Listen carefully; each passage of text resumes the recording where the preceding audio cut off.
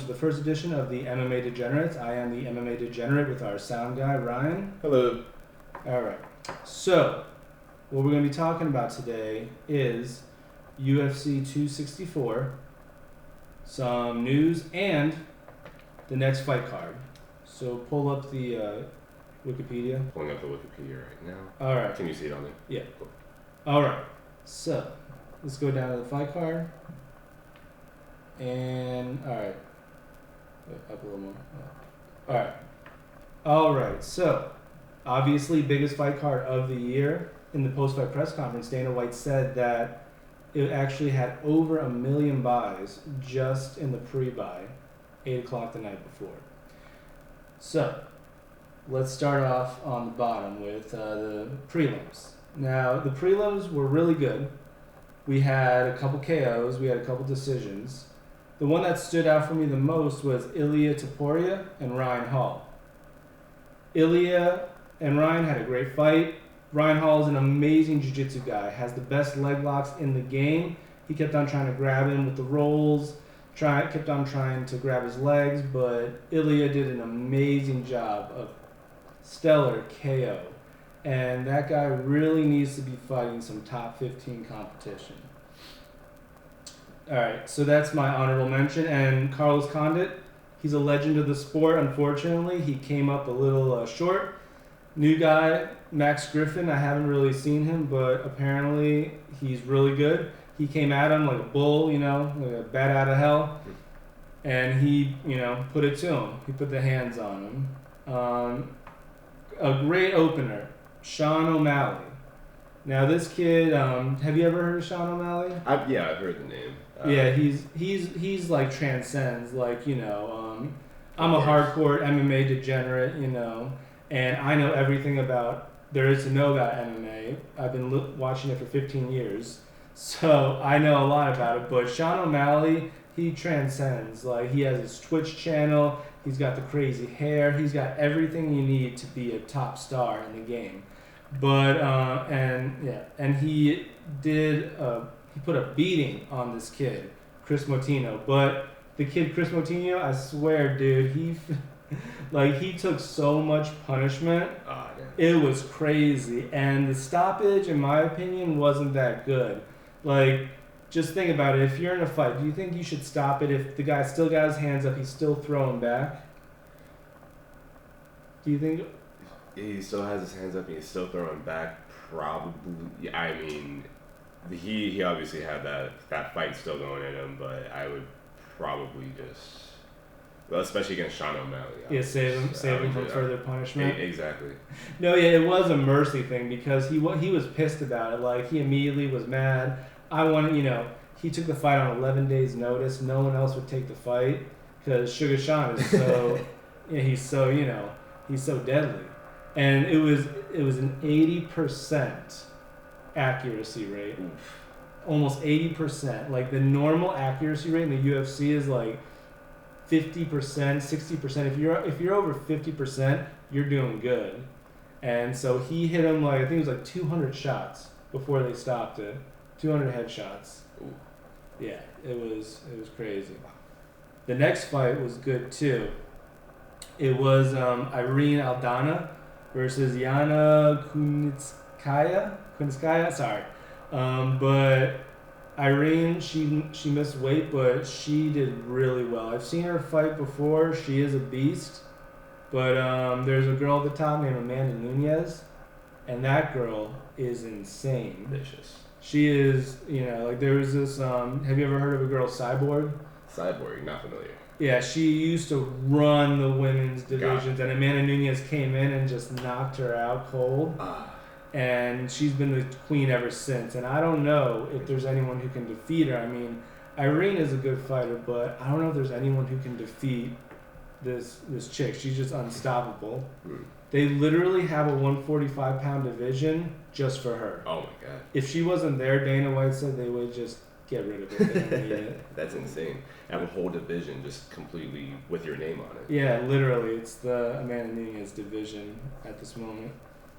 But yeah, it was a good fight. She caught her with a good left and just beat on her. Like, that was a good stoppage because the difference was She hit her with a shot. She hit her with a good left hand, and then the girl like covered up. She wasn't doing anything. She fell to the ground and she just huddled up. That's not defending yourself. I know 200 shots is a lot to take. Maybe it's stopping them from further punishment, but I feel I don't mean to be a dead horse, but that kid Chris, he deserved that 30 seconds to try to get it done. But anyway, it was still a good fight, though. Good fight so far. And the next one, a heavyweight, Tuivasa versus Greg Hardy. Have you ever? Greg Hardy is a little more. Yeah, about Greg Hardy. Of course. Yeah, with his. I don't know the whole story, but apparently he was beaten on his girlfriend, and then they dropped the charges because he probably paid her off and stuff. Oh, of course. So I don't know if you follow Greg Hardy in his MMA career. He's done pretty well. He fought 3 fights before the UFC, right, and then just got thrown in the deep end, and he got KO'd. He got KO'd that night. It was a good fight though. Tuivasa, it's funny. They're both former sports guys. Tuivasa is a former rugby player, and he's a former football player. So it's like the battle of it's like team and it's funny how football players sometimes they don't have that yoked muscular body, but they have that just strong body where they could lift a fucking fridge or something like that. That's what Tuivasa has, and that's what Greg Hardy has. They're just specimens. Yeah. And it was a crazy fight. Tuivasa, he got rocked, he got hurt, but then he came back. Greg Hardy got too impatient. Greg Hardy's only fought 9 times, so he doesn't have, it's called fight IQ. He doesn't have the thing where he can look at a situation and be like, okay. He just has his instincts. Yeah, he just has his instincts. So he needs to learn on that, but... Always fun to watch. Yeah, but he's kind of old. I think he's 30, in his 30s or late 30s. So but heavyweights, they can stay longer. Randy Couture, fought until he's almost 50. Yeah, he could definitely take more hits. He could take more, yeah. But it was good, and he caught him. So after Ty got rocked, he caught him with a left hand. And Greg Hardy, when someone gets knocked down, they just get petrified. They're just in shock for a moment. Yeah, that's what happened. He just got petrified and fell down, and that was it. So that was a great fight. That was a great fight, and so that was a good fight. So far, unfortunately, it took a little bit of a boring turn because this fight was supposed to be good. It was Gilbert Burns is one of the best jiu-jitsu guys in the UFC. Yeah. And then Stephen Thompson's he's got a kickboxing record over 70 fights in kickboxing. He's got 30 something fights or 20 something fights or whatever in mixed martial arts. So he's been fighting since he said he was 16. I thought it was going to be him, beating him up on the feet, then Gilbert Burns taking him down, but the thing that happened was he got scared. When you have someone who can rip your arm off in 5 seconds, if Gilbert gets you to the ground, makes you hold back a little. Yeah, he held back a lot, and he's a kicker, and when that's easier to take you down if you kick. Exactly. Oh yeah. Yeah. So he kind of held back a little. The third round, especially if you're kicking all the time. Oh yeah. The third round he came on strong, but Gilbert Burns just took him down. He beat him to the punch the first 2 rounds, and he couldn't submit him though. I was surprised. I thought when Gilbert Burns gets it to the ground, it's over. I guess I underestimated Stephen Thompson's ground ability. Yeah, his stability. Yeah, but So it was a good fight, though. It was a good one.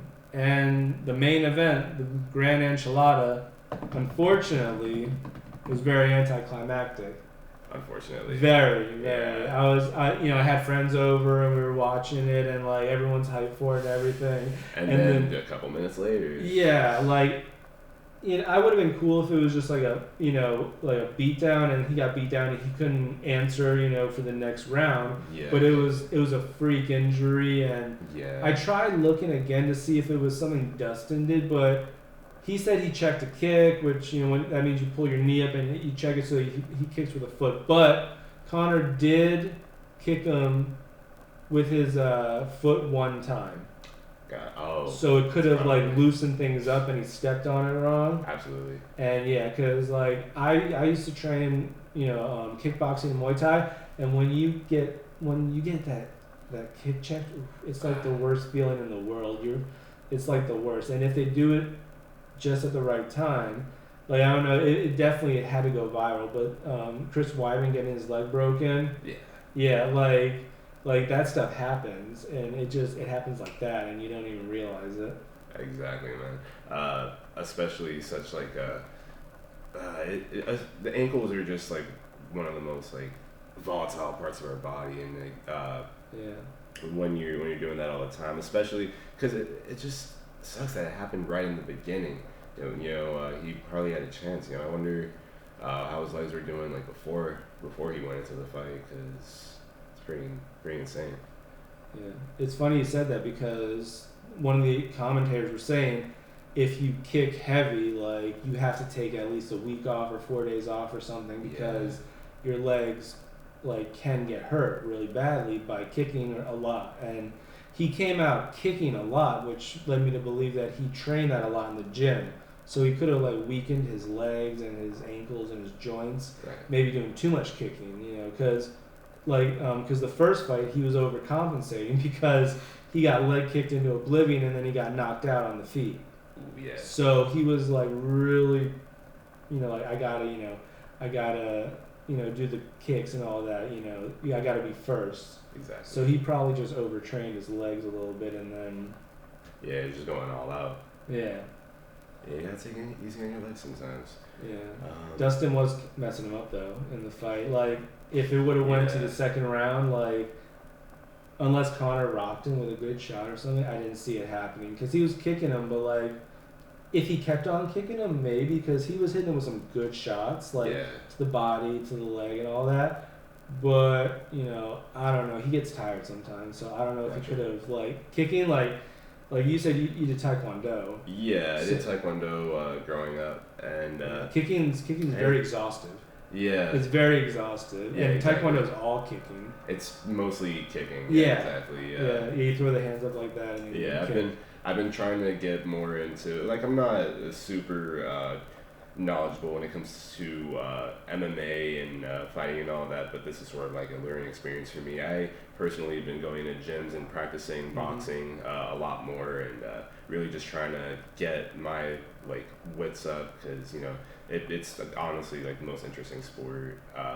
That and probably skateboarding, in my opinion, but it's a fun workout too. Yeah, it's so much fun, and I used to do Taekwondo as a kid, and I figured it wasn't really for me, and then I went to the gym one time and took up boxing a little bit with my friend, and it got so much out of me. So it's a really great sport that I'm definitely happy to be here, because it's helping me learn more and more about it. So definitely. We'll turn you into an MMA degenerate.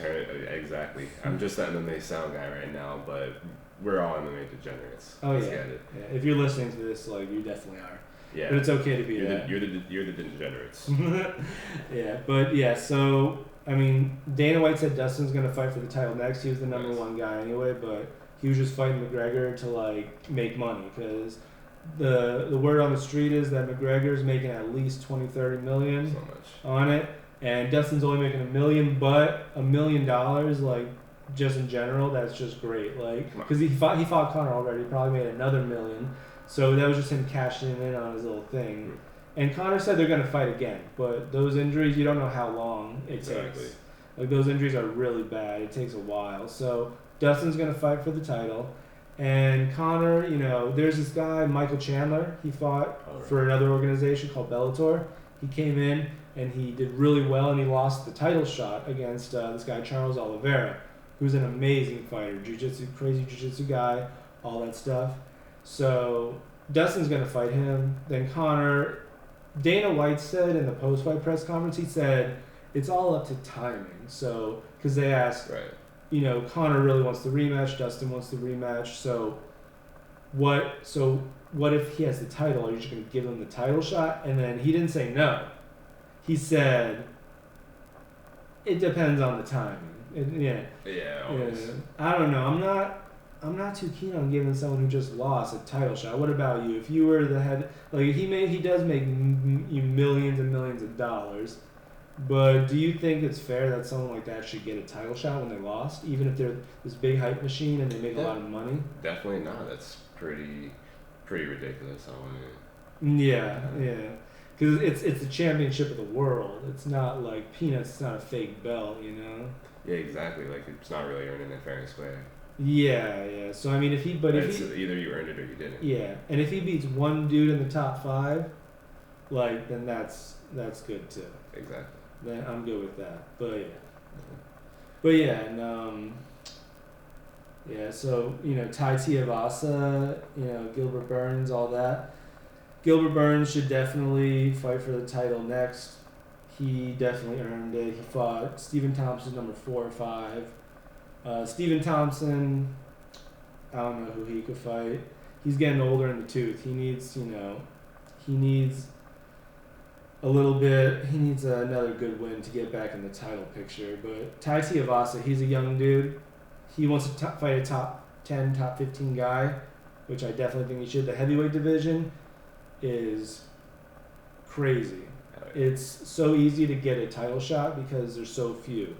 Like if you're a big guy, you're not gonna be a MMA fighter. You're gonna be a football player or a baseball player, or an athlete where you make hundreds of millions of dollars. Yeah, exactly. And then when people do decide to get into that, it's just like the craziest thing to watch. Yeah, and so or former football players, former rugby players like them that don't have another avenue. So that's the only people you're gonna find. Exactly. Yeah, and I guess Irene Aldana, she should fight Amanda Nunes because there's no one else to fight really in 135. There's like Holly Holmes maybe there, but I don't know like what fights they have lined up. So right. I don't really follow the women's division that much because I just watch Amanda Nunes beat up whoever they put in front of her. I'm good with that. Other than that, I don't really look too much into it. And Sean O'Malley, he called for a top 15 guy, and I definitely think he deserves one. He's fought 3 or 4 times in the UFC, and he hasn't fought anyone ranked yet. And for this hype train to go up, he needs to fight someone who's ranked, because he wants the title. So he wants the title in like a year or so. Can't just be fighting nobodies anymore. It's time to get it over. All right, so let's get into the news. Let's do it. All right. Rafael Fiziev versus Bobby Green on tap for UFC 265. No, yeah, that's good. Yeah, scroll down a little bit. Yeah, so this guy, he's a crazy kickboxer, dude. Like, he has the most imaginative, coolest kickboxing ever. No one wants to face him because he's not ranked. But Bobby Green's a good test. So it's on the UFC 265, which is next month, in August. Nice. He'll probably be in the prelims because he's not ranked. But watch out for this guy. He's really good. Like, I love him. And Bobby Green is a good competitor. He's a veteran. This is definitely something where he can show that like he's a good fighter. This can show because Bobby Green has decent wrestling, he's got decent stand-up, he's good all around, except he's just not great in one area. Right. So he has a wide range of skills, and you can definitely like gauge where Fiziev is at with this fight for sure. So I'm excited for this one. It's definitely a jack of all trades.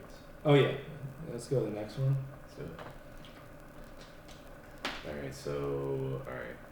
All right, Abu Bakar. Abu Bakar. I would just say Abu Bakar. Yeah, Abu Bakar Nurmagomedov is out. That's did you ever hear Khabib Nurmagomedov? Khabib or he fought Conor like a while ago. No, I'm not. Yeah, so he was the UFC lightweight champion. Oh, cool. And like barely a year ago. Oh. And like that's his cousin, I think. Yeah, his cousin. Him right here. Yeah, so I got Preston Parsons is coming in to fight Daniel Rodriguez. This guy's a good fighter. Scroll down to the picture. Yeah, this guy's a good fighter. He fights out of this gym. I think it's Elevation in Denver or something. Oh. Really, really good fighter. Like I've seen him fight before. He's a dog. He just comes forward. And he just like that's him in a nutshell. He's punching Mike Perry in the face. Yeah, that picture is basically all you need to know. Yeah, he exactly. doesn't mess around. Oh no, he doesn't. He's a bad, as some would say, bad mamma jamma. All right, scroll down. Let me see what the article says. All right, so yeah. So yeah, they usually don't tell you why they can't do it. It's probably an injury or COVID or something like that. Yeah, something like that. All right. Yeah, it's still gonna be a fun fight as long as Daniel Rodriguez is on there. I'm good with that. I'm good with that. All right, let's go on to the next one. All right, so yeah. Crypto.com will sponsor UFC Fight Kids and reported $175 million deal. Nice. Scroll down to the let's see what it's all about.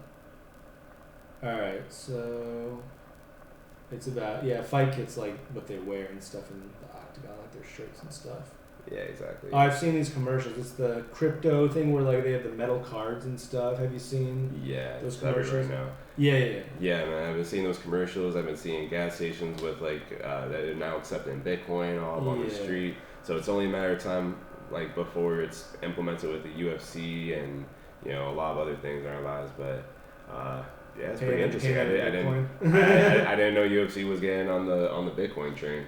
Yeah, no, they got bought by this huge company called WME or Endeavor. No, Endeavor. It's Endeavor, and like they own like WME, which is like the promotion. They promote people and stuff. They're like they're managers and stuff, and like they're always looking for ways to make money. So it's Fight Kids, and it's a 10-year deal for $175 million, and.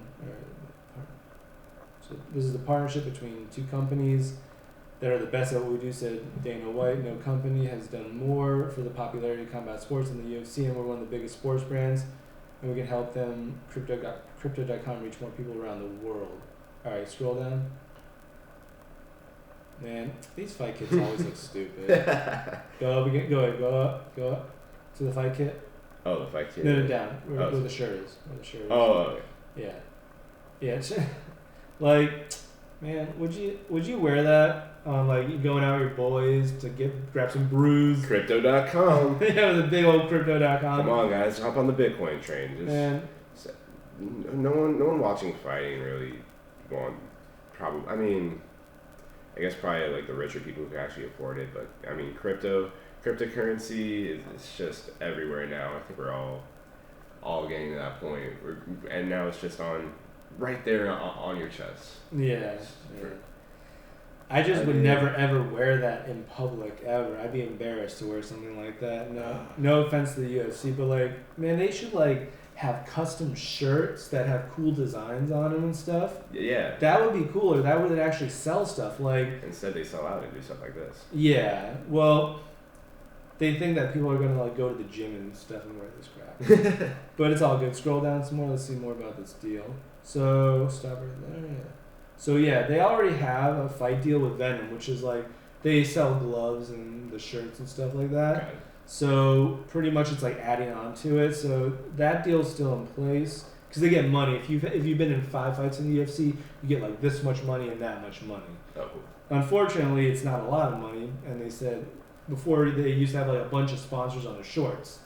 And they literally get like triple or quadruple the amount of money they get for the whole deal with with Venom and stuff. Got it.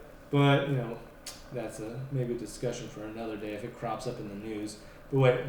According to ESPN, fighters will not get a direct cut, a source said. However, they will be able to broker individual deals with the company and be used as paid brand. Oh, this is like their, they have a deal with Monster. Some fighters have the little Monster logo on their shorts, and they get like extra money for doing that stuff. So this is one of those deals. Like if like probably the champions and like Conor McGregor and like the big names would get like sponsorship deals. So they have the option of wearing the Crypto.com shirt in exchange for money. Exactly. Okay, fair enough. Yeah, and in the freaking pay-per-view, they say Crypto.com every 5 seconds too. All right. So that's probably part of the deal too. But no, yeah, like So I guess it's just on a case by case basis. Exactly. That sucks. Yeah, They should have just given everyone a little bit of money, you know?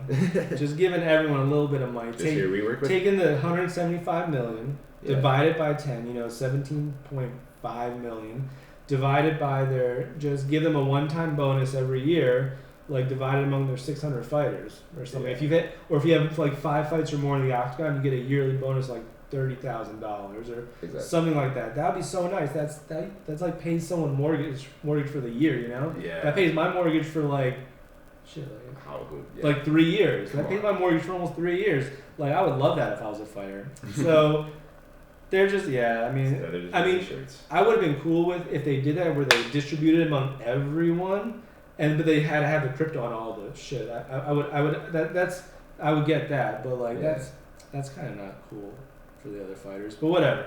Oh well. Let's go on to the next one. Hopefully it'll be less depressing. This is a good one. Looks like it, yeah. Yeah. Andre Arlovski versus Carlos Filipe. All right, so the UFC has heavyweights Andre Arlovski versus Carlos Filipe to October 16th event. Oh yeah, that's Andre Arlovski right there. Yeah. Got it. Yeah, he's like 45 years old. He's like I was saying, the heavyweights they can go for longer. He's been going like he doesn't have a great record, but he's been fighting in the UFC forever. He's got like almost 30 fights in the UFC. So like he's fought all good competition. Oh yeah. So yeah, scroll down. Stop there.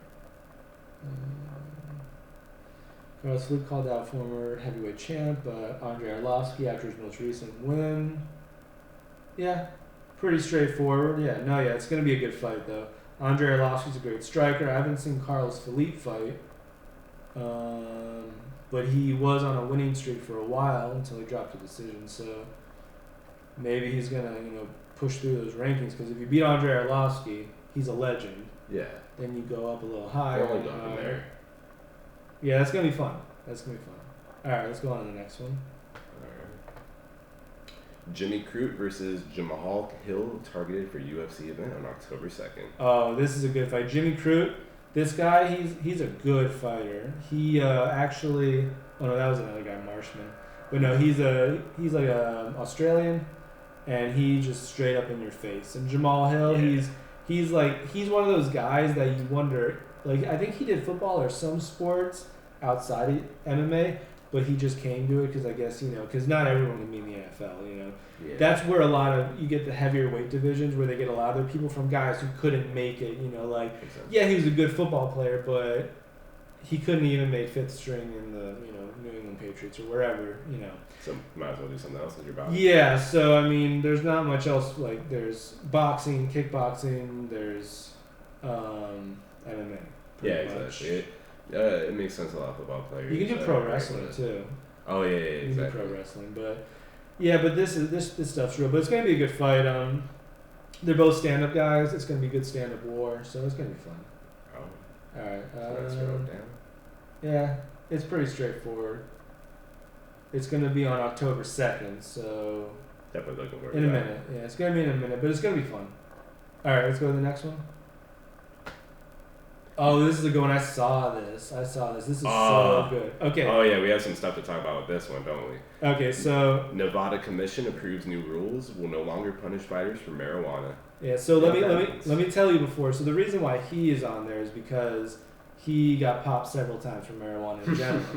But no, and him and his brother are big stoners. Yeah, I've definitely heard about Nick Diaz. But so before, what they would do is they would actually suspend you for almost like 6 months. Come on. For positive marijuana tests. Like it's actually gonna help you. Yeah.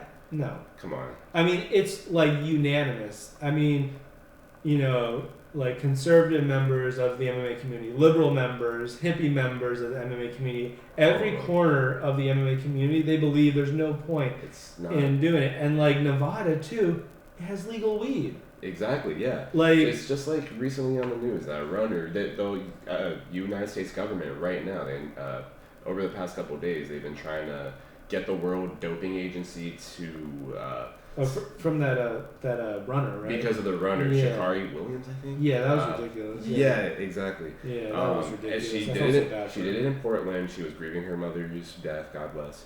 and it was just, I mean, it's probably going to evoke a positive change on the road. So, and that hopefully that transfers over to MMA. Well, Nike said they're standing by her, so that's good. That's awesome. Yeah, Yeah. that's good. But yeah, like if you got caught twice in MMA, it's like 2 years almost. Damn, man. It's ridiculous. But yeah, let's scroll down. I think it would be hilarious if they just legalized all drugs and then had the UFC and just saw what happens. Well, I mean, DC has legal weed. It's just so the politicians don't get caught. Oh, All right, but let's see. In a unanimous vote, the NAV Nevada Athletic State Commission on Wednesday, marijuana was removed from the list of performance-enhancing drugs banned for athletes and will no longer face discipline for a positive test. And it's funny the USADA, because they're doing testing for the UFC and they would pop guys all the time, and then they lowered the threshold so much that you're only going to get in trouble if you're literally high for the fight.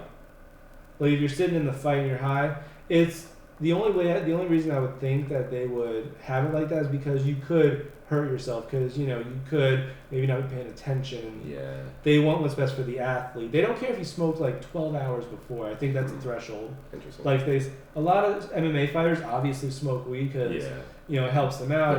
It chills them out. But like they say they stop a week or two before just in case, right. like just to be safe, and that's a good idea. Absolutely. Just in case. But USADA said as long as you're not, high on the fight, which I guess I understand because it's like going to work, Yeah, exactly. You're going to work, be professional about it. But I mean. But like 12 hours before is whatever. It's good. I mean, get high, do whatever you want as long as like you're responsible about it. But probably getting high and then fighting is it'd be like the same as operating heavy machinery.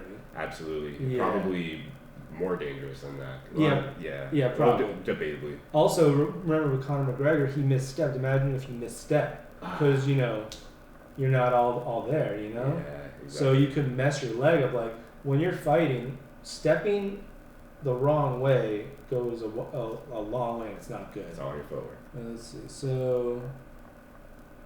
All right, so for the next 6 months, the fighters will still be tested for marijuana for data collection purposes, but no punishments will be handed down. So the chairman of the NAC said we should be always forefront about this issue, and I believe it's warranted and merited since it's legal in the state, which I just said. And I think we need to jump forward as being the leader, as we've always been. The Nevada Athletic State Commission, they with MMA, because they weren't the first to let it slide in their state, but they were the ones to perfect it. Like, it's the fight capital of the world. Right. So whatever the Nevada Athletic State Commission does, usually most of the other commissions do. I got it. So they want to be the change in the world that they want to see, I guess. They're trying to suspend Nick Diaz for life for marijuana. Yeah. It was like that as a sentence alone. Yeah, it was like 5 or 6 years or some weird thing like that, or something, or even for life. I don't know, but it was weird. Yeah. And it's crazy.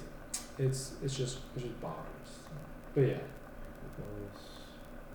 And then these are people that have gotten in trouble, like $2,000 fines, and 4.5 months suspension and stuff like that. 6 months suspension. And these aren't big fighters. Like Gillian Robertson and Mishka Serkinov, these aren't big fighters making hundreds of thousands of dollars a year. They're making $20,000, $30,000, $40,000 a fight. $4,000, $5,000, $2,000. That's like 10% out of their purse right there. Right. That's money they could be, taking food out of their babies' mouths or their own mouths. Exactly. Because you got to pay everyone. It's ridiculous. Yeah, but I'm glad they're lifting it. So great. Let's go on to the next one. Mackenzie Dern versus Marina Rodriguez set to headline October 9th UFC event. Oh, yeah, this is a good one. Yeah. Okay. So this is Mackenzie Dern. She's like one of those, kind of, dime piece MMA fighters. But it's funny. There's some weird controversy about her. She's like American, Mackenzie Dern. Like, she's not Brazilian at all. But she married a Brazilian dude, and then she changed her accent because she started living in Brazil. Okay. So you slowly see her voice changing. I mean that's kind of a thing that happens. Yeah. As a person, you live in a place for a little bit, you adopt the accent just a little bit. Yeah. But I mean, is she going around just claiming to be a full-on Brazilian? No, she's not claiming to be Brazilian. She just speaks like a Brazilian. Like when she speaks English and stuff. So it probably confuses some. Yeah, when she speaks English, she speaks with like a Brazilian accent. That's why people are a little thrown off by it. Oh, and there's controversy on that? Not controversy, but just a little like thrown off. Like, huh. Like, I guess, but I mean, I lived in Jacksonville for 3 years, and now I say y'all a lot. Y'all, like, yeah, exactly. Yeah, like, you know, I'll say y'all, hey, y'all, stop that, or something like that. Even down here, you probably pick up y'all. Yeah, but besides the controversy, Mackenzie Dern is an amazing jiu-jitsu fighter. She's one of those people that she gets into the ground, and you're like, it's over, we're done. That's pretty much how it goes. I don't know. Marina, I saw one of her fights. I believe she, like, knocked out some chick or something. She did really, really well. Yeah. She knocked out Amanda Ribas. Yeah, I remember. And then she won. Yeah, she beat Michelle Watterson. So yeah, those are some good fighters. Like Michelle Watterson and Amanda Ribas. Those are two fighters that I mess with. They're really good. Like, I know I say I don't follow women's mixed martial arts a lot, but those are two women that are really good. Michelle Watterson is a great fighter, and so is Amanda Ribas. So it's going to be a fight. It's going to be like striker versus grappler, pretty much. You can see Mackenzie Dern going for the takedowns, trying to use her striking, but I don't know too much. And I bet everyone pretty much is going to pick Mackenzie Dern. Exactly. She's the bigger name. She's more well known. But Marina is a tough contender. She's coming up. Yeah. So that's a cool one. Next one. Alright, so it's Khamzat Chimaev versus Jingliang for October 267. Alright, so that's the pay-per-view. Okay, yeah. So yeah, Chimaev is a good fighter. He burst onto the MMA scene. He defeated 3 fighters in 1 year. Or no, in like a few months. Wow. And then he got COVID. Like bad COVID, like he was spitting out blood and stuff like that. Because he messed up. He started training when he wasn't fully recovered. Oh yeah. So yeah, That'll mess you up internally. His body wasn't ready for it. He's like and what's it called? He's always raring to fight. He fought like once and he fought 10 days later. Then he fought like a few months later. But they were all good. And he was going to fight in December, like last December, but that's when he got COVID. Yeah, against, he was expected to face Demi and Maya. Yeah. And then it was ultimately booked against Leon Edwards in December, but unfortunately, that never seemed to happen. It was going to be a good fight, but that was going to be his true test. Like, he burst on, but he's like Sean O'Malley. He beat, like, a bunch of... not too good guys. But like Reese McKee was good, but he was from another organization, and it's a lot different when you walk into that octagon. Like It's bigger, the crowd's pumping. And he beat John Phillips, which is another good fighter, but not really like not even top 15. So Jingliang, I believe he's in like the top rankings. I'm pretty sure he is, or he's like very close to it. But he's a good fighter. He's up there. Yeah, it's gonna be a good test for him. That's cool. Yeah, and last, let's do this one. Nick Diaz versus Robbie Lawler 2. And the word says UFC 266 co-main event in September. Let's get into it. Yeah, that's a good one. So this is actually a rematch from like, oh god, how long ago? So long ago. Oh, 2004. Yeah. Ooh. From 2004. Man, that's 16 years in the making. Oh yeah. It was a good fight. Robbie Lawler was like this big up and comer, and Nick Diaz was not supposed to win, and he knocked him the heck out. Like, it was one of those shots too that doesn't look like a good knockout, but he just came straight into it and got knocked out. And it's a perfect fight. They're both like, Robbie Lawler is at the end of his career. He's pretty much retired. Nick Diaz hasn't fought in years. Robbie Lawler hasn't fought in years as well. So, yeah. So that's it for news. Let's look at the next fight card, which is going to be next week. So, not everything's official yet, but Islam Makhachev, this dude is a beast. Like, they use these fight nights to kind of raise their new talent, you know, because it's gonna be on like ESPN Plus. You know, you pay $5 a month and you get like 3 fight cards a month. Not bad. So Islam Makhachev versus Thiago Moises. Moises is good mixed fighter, but Makhachev has got that wrestling, that Dagestani Russian wrestling. Yeah, exactly. He's gonna probably Like take him Russian, down and just beat him to death, pretty much. Always fun. It's always fun. And Marion Renaud versus Misha Tate. That's gonna be a good one. Misha Tate actually hasn't fought in years. Oh, really? Yeah, she's retired. She retired, but she wants to fight again. She doesn't really want to fight for the UFC, but what happens with the UFC is when you retire, they don't just say your contract goes away. They freeze it. So if you ever want to come back, you got to fight out the remaining fights. Oh, yeah. She's got like 4 or 5 fights left on her contract. With the same people? Yeah, with the UFC. Oh, yeah. So she has to like fight out it, or if they want to be nice, they'll say you can go, but they're going to make her fight. Yeah, exactly. They're going to get their money's worth out of her because they already paid her for these fights.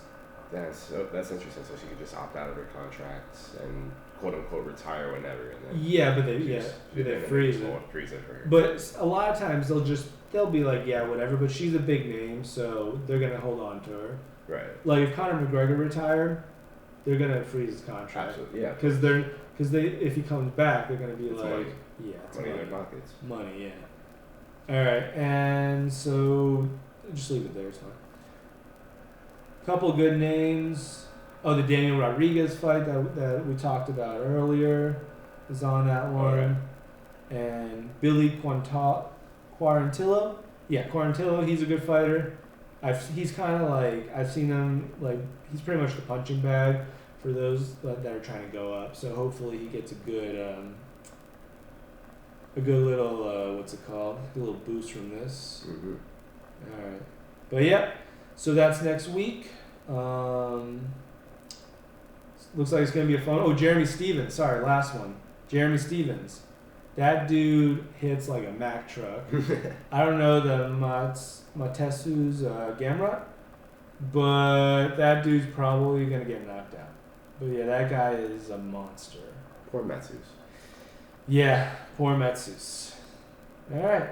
So that ends the first episode of the MMA Degenerates. Do me a big favor, click the like button, share it, do whatever you can to help spread this out. Once we get more of an audience, I'm going to start, having, fan questions, stuff like that. So it's going to be a fun time. And if you have any fan questions, just throw them in the comments section. And if I get enough, we'll make a segment for just fan questions. So have a good one. Peace out.